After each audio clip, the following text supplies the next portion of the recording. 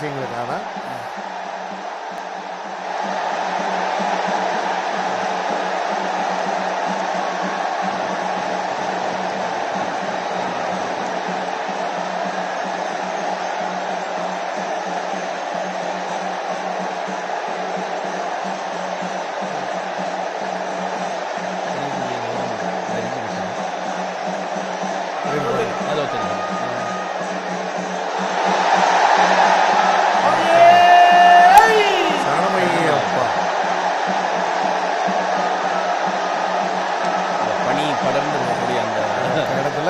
ஜோதி அப்படி கோடி சூரிய பிரகாசம் என்று தெரியுது.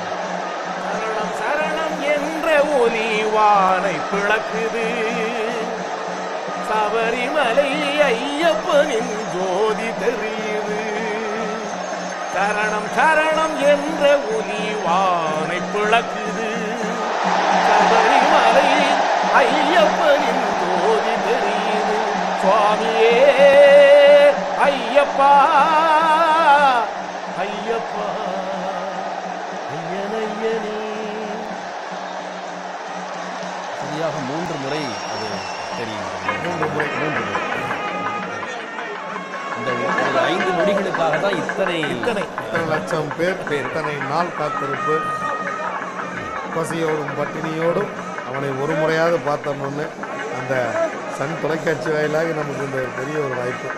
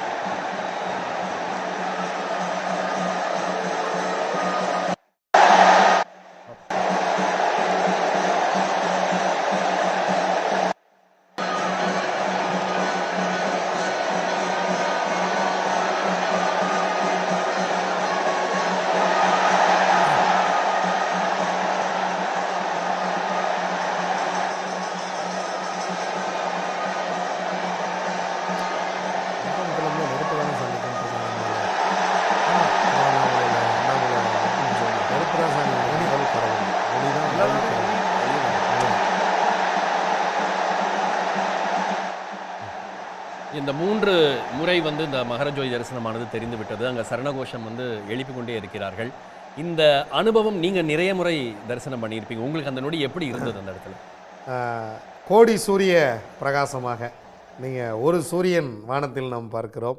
கோடி சூரிய பிரகாசத்தை சன் தொலைக்காட்சியிலேயே பார்ப்பது ரொம்ப மகிழ்ச்சற்ற மகிழ்ச்சி.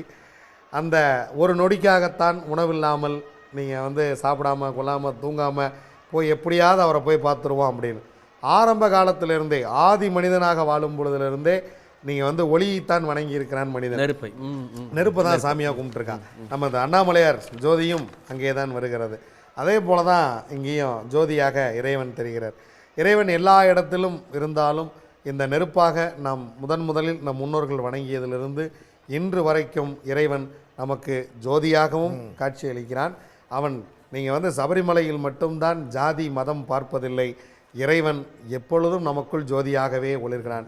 இந்த ஜோதியை பார்த்த நமக்கு இனி வாழ்நாள் முழுவதும் ஜோதியே. உடனுக்குடன் செய்திகளை தெரிந்து கொள்ள சன் நியூஸ் பெல் ஐகானை கிளிக் பண்ணுங்க.